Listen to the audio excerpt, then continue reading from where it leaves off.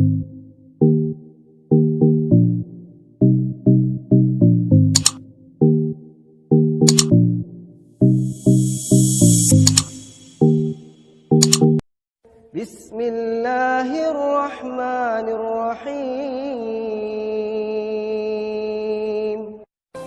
Janji Allah kepada orang yang berdoa. Makanya doa itu benar-benar senjata orang mukmin, melebihi senjata apapun yang dimiliki oleh seseorang. Paling dahsyat itu kalau punya doa.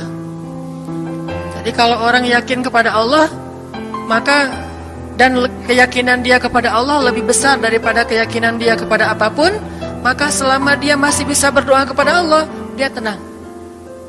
Ada masalah dikit, oh Ilahi. Ada masalah dikit, Ilahi. Ada masalah dikit, Rabbi. Terus saja. Ada masalah sepele apapun, minta ke Allah. Ada masalah apapun, minta ke Allah. Dan kata Nabi, janganlah kalian menjadi lemah dalam berdoa, karena sesungguhnya tidak akan binasa seseorang selama dia masih berdoa kepada Allah. Itu hadis Nabi dari Aisyah. Janganlah kalian menjadi lemah dalam berdoa, artinya jadi pundung, jadi putus asa dalam berdoa, karena tidak akan binasa seseorang selama dia masih berdoa kepada Allah Subhanahu wa taala. Jadi kalau kita masih terus mengharap dan meminta kepada Allah, kita nggak akan binasa, kita nggak akan kalah, kita nggak akan rugi. Dan kata para ulama, segala sesuatu di dunia ini akan pergi dan tidak kembali. Ini clue penting nih, bisa dicatat. Segala sesuatu di dunia ini akan pergi dan tidak akan kembali kecuali doa. Dia pergi dan dia pasti akan kembali. Segala sesuatu kalau udah pergi di dunia ini nggak akan kembali lagi. Kalau pergi di sini maksudnya pergi kepada Allah. Tapi kalau doa pergi ke Allah, dia pasti akan balik lagi kepada yang meminta. Satu-satunya yang pergi ke Allah dan kembali di dunia ini hanyalah doa. Makanya ayat ini kalau kita kasih judul adalah janji Allah kepada hambanya yang berdoa. Allah berjanji, apa kata Allah?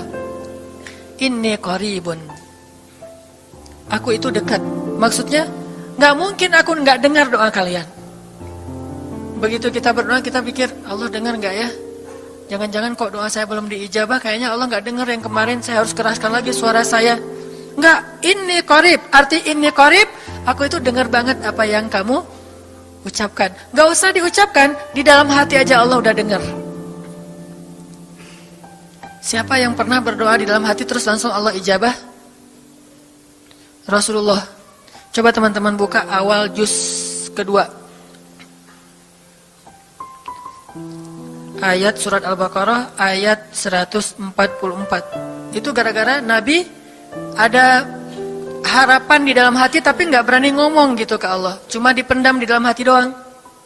Tapi langsung diijabah oleh Allah. Ayat surat Al-Baqarah ayat 144.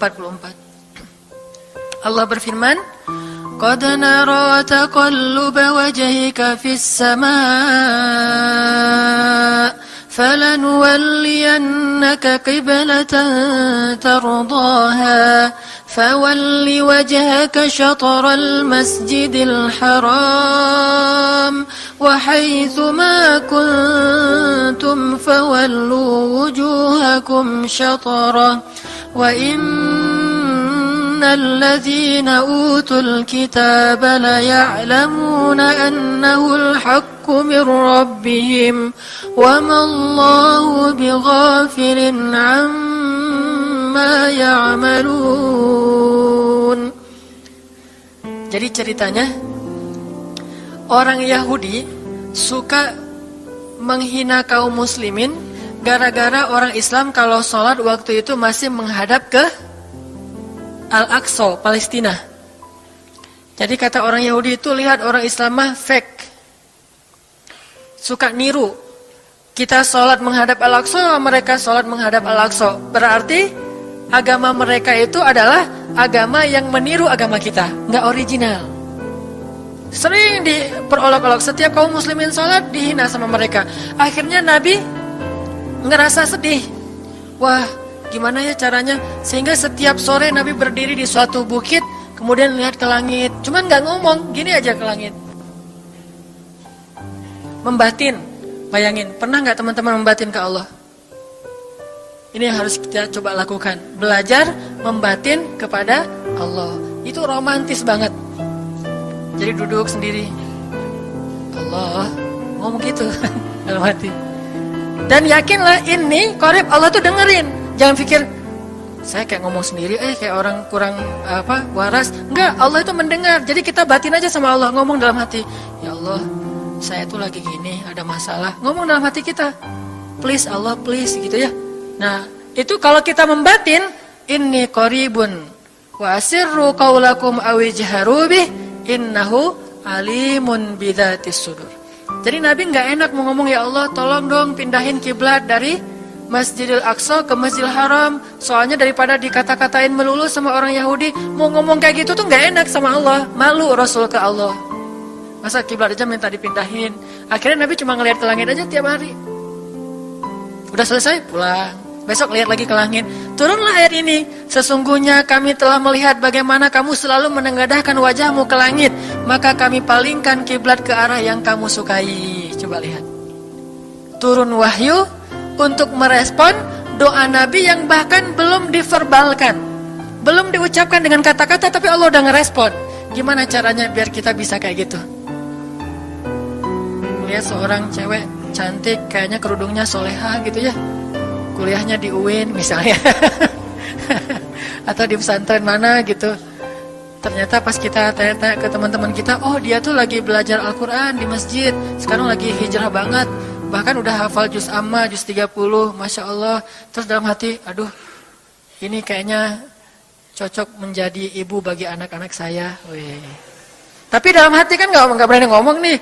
Tiba-tiba dapat berita, dia masih jomblo juga loh, belum ada apa-apa, gak ada ikatan sama siapa-siapa. Oh gitu, membatin lagi, ya Allah, bisa gak ya saya datang ke rumah dia. Tiba-tiba kita ngelewat, ketemu dia lagi benerin motor, lagi parkir motor depan rumah dia. Si Neng itu ternyata rumahnya di sini. Ternyata tetangga. Ada aja jalan tuh Allah mempertemukan. Allah tahu isi hati kita. Bisa gak caranya sespontan itu? Gampang, pengen sesuatu, Allah kasih, padahal kita belum minta.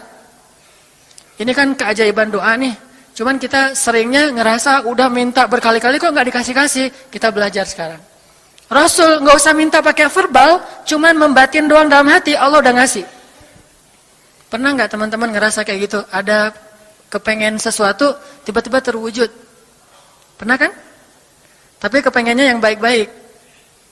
Pengen misalnya, aduh, saya pengen banget umroh, cuman mau ngomong kayak gitu mah, saya mah orangnya kayaknya nggak mungkin bisa umroh kalau ngandalin harta. Orangnya nggak mampu, kerjanya juga pas-pasan, gimana mau umroh untuk makan aja susah. Tapi pengen banget dalam hati kita. Dan itu rindunya tuh rindu banget. Setiap kali ngelihat video atau tayangan di TV tentang umroh dan haji, menitikkan air mata. Saking kangennya ke Baitullah. Allah tahu itu dalam hati kita. Tiba-tiba ada jalan. Ada aja jalannya. Dan bisa dikasih sedekah, bisa juga hadiah, bisa juga door prize, bisa juga macam-macam. Pokoknya ada jalan aja, tiba-tiba bisa umroh. Dan saya sering banget membawa orang umroh. Di antara jamaah itu selalu ada 1 atau 2 orang yang umrohnya itu miracle, keajaiban dari Allah. Ketika saya cari tahu alasannya apa, ternyata emang dia dari dulu pengen banget umroh. Cuman gak bisa ngandelin hartanya, Allah kasih jalan yang lain. Bukankah Allah itu memampukan yang diundang, bukan mengundang yang mampu? Kan itu yang sering kita dengar kan? Allah tidak mengundang yang mampu, tetapi memampukan yang diundang. Kalau udah Allah undang, pasti mampu.